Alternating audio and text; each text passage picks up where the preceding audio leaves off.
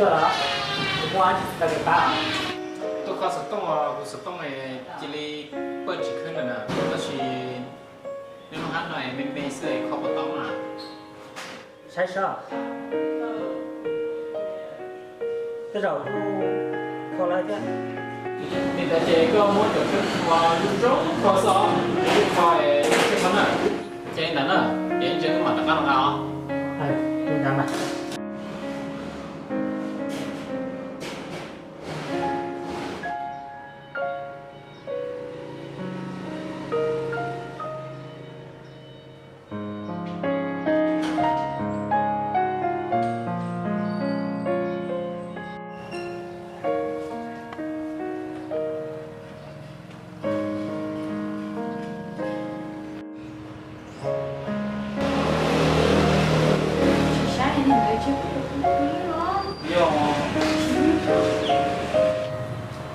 Đây có sao?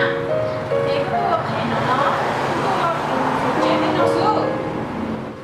Thôi, thì có dùng rồi, có dùng được nha, để trẻ trẻ đến nào xưa mà, thì có dùng rồi. có cái mình sốt trong sốt chế sốt đó liệu sao sốt chế cái chim một tông à chim mà sốt tông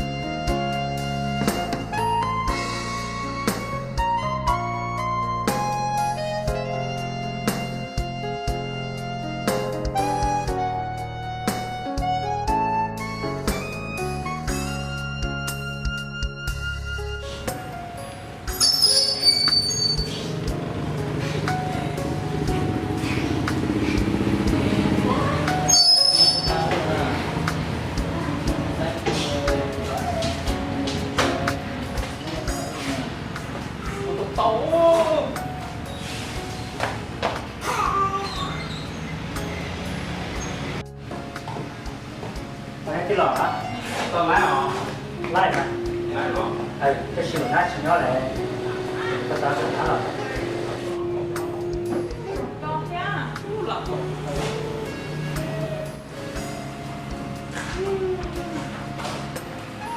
đã lắp tổ luôn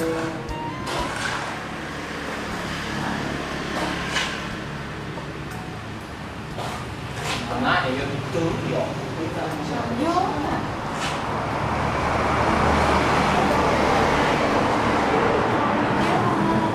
chứ mà hám mê luôn rồi chẳng muốn thêm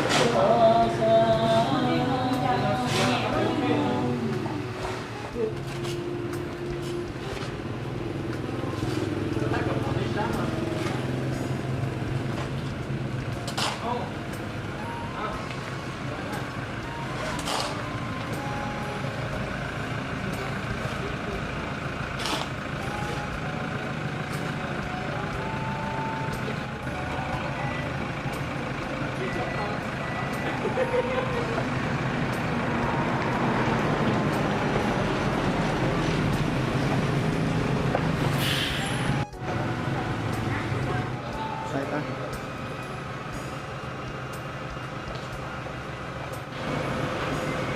Không.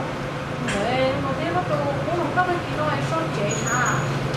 vô cơ mà nhỏ chẳng những một cùng rồi tới chế luôn một đời rồi Dạ em rồi mất không phải em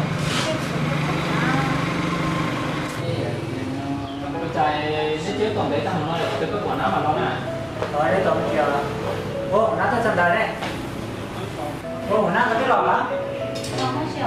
hiện thì là nó sẽ không tao uống cái lò nó tốt coi mai nông pa bật chỉ chưa cho này tao lại thôi còn lúc gặp cái thì à thì sao này sẽ trâu trả lại trâu Nên là nó không sợ.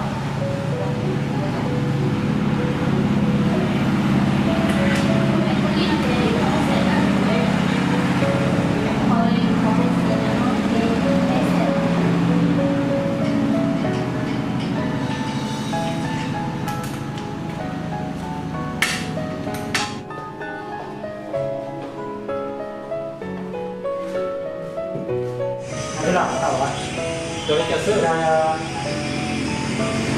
coi là có cái gì ra ra cả đây là cần phải Ủa, nhà con mẹ nó sẽ chỉ nó đó. giờ cái đó nhà trẻ lúc trong làm chỉ cái lịch sử à Ủa, chỉ nào đó. Con mẹ nó sẽ chỉ một nó đó. Thì nó đi. Chỉ sẵn nha, nó đâu sao nó sẽ tung mà nè. Sao sao? Thì đau rồi. Em ta bảo không có sự này, em chỉ để kia, nên là đau quá. Giờ em đi chỉ co, giờ này, giờ đi mua sắp phải, giờ lại giúp con, em chỉ làm co đi À, chỉ một chuyện là là đại con như mà. giúp ca. khao kèo cái đó hay khao kèo Nè, đại như thế nào? Thế nó đi chỉ co nè, tôi được đi mua nè. Nè đau rồi, nè đau nè, cái đau rồi. Nếu tôi hay tiền nên mua nhà này bọn nó sẽ nét thì chỉ lấy nó cho khỏi hay tiền bé phẩu không có nét gì với phẩu cho trong xứ này học cái lúc khác nó bé chỉ cười rồi ta là do tiền của lưu nó nhà đó nè thì sẽ do tiền nét thì chỉ tao nó mà đi được tao thấy là ai không Nếu thì đúng rồi. chỉ do để tao thấy rồi cái thông tin về nếu nó sẽ cho cái này số tiền gì cái này rồi để nó bỏ xứ cho phải tiền dẫn đến cái tao là cái chỉ có tiền thì nó này nhiều nó có tiền là Không, có chị thấy cái số chị sẽ thấy cái chị còn đến à. Nếu chị kêu số. Nên là tiền nữa. Sẽ. Nó sẽ nào không?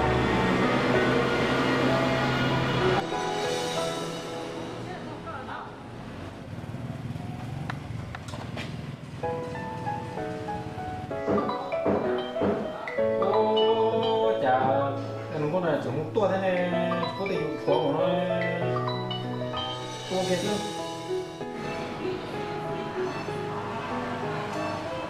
sai mà chào lỗi sai sao sai cái trai luôn nó có chịu của đi nè À, chị nào? cha có cho xấu đi rồi Nè, tôi của chị không à. chị không đi cha nữa cái số đầu thì tao có thứ của nè sẽ có chị không nó có thứ thì sẽ ở luôn nè cha chứ nó có nè sẽ có chị không luôn nữa nè thì nó sẽ có chào Có lò có lửa cháy sáng rồi. Nó sao?